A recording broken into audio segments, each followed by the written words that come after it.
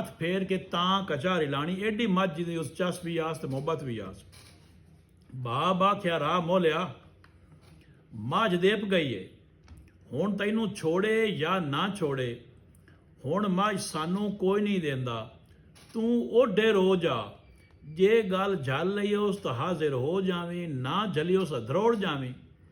राह मोला ओडेर हो के बह रहा, मूल राज निकलिया नहा के, चीरा मोढे ते इसों, गलू नंगा है, वाल चोंदे आउंदे, जो मज्जी दे विच आया तो तकिया ऐस तां अखे हाय चौधरी बहाब वाली मझ कां लियांदी है।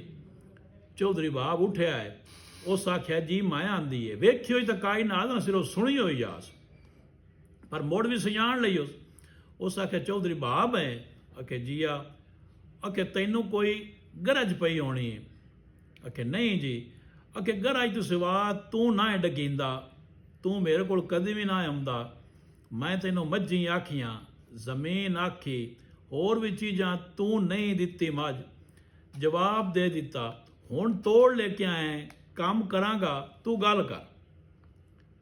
उस आख्या जी वो मोला कादिर बख्शदा होया ते मेरा भतरीजा होया। मूल राज आख्या आहा पापी मोला, फसादी मोला, बड़ा बुरा आदमी है, हर सुबह नूं उहदे खिलाफ मेरे कोल 3-4 परचे आउंदे ने, ना आप वसदा है ना चना वसन देंदा है, वो सिख मारिया है मेरा।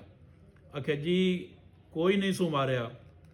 मूल राज आख्या नहीं नहीं, सिखड़ियाँ सोनों खड़ो नहीं रहियां, होर जा लई सन, अगर वो सिख ना मारदा तो मैनू मझ कां देनी आ। इत्तां नूं मोले आण सलाम किया, मोला है, आखे जी आ। मूल राज आख्या मैं तेरे नाल ओ करा दुनिया तके आ, पर इस मैं दा मैनू बड़ा शौक आ, जे तू सिख ना मरदा तो मैनू मझ कां देवनी आ। बोलिया मोला, उस आख्या थानू मज्जी का बड़ा शौक है। मूल राज आख्या मैनू की शौक आई, शौक आई मेरी माँ बेचारी नूं, वो मर गई है, जिस वक़्त मज्जी साड़ियाँ छिड़िया ना आना अपने बोछां नाल छंडदी आ ते छंडदी चली जाती आ दरिया के किनारे तिकर। बाब आख्या प्यारियां तां साड़ियां नूं भी हैं, पर इंज दरिया आड़ बुटा के ज नहीं निकलदियां, छेड़ू इंजे हटे नहीं देंदे।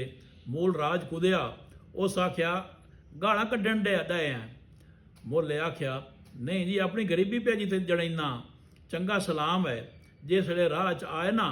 मोले आख्या चाचा ये की कितोई, उस आख्या इंजे मझ ले जावे आ, हाँ दी पीड़ असां भी तो घट छोड़नी आ ना जी।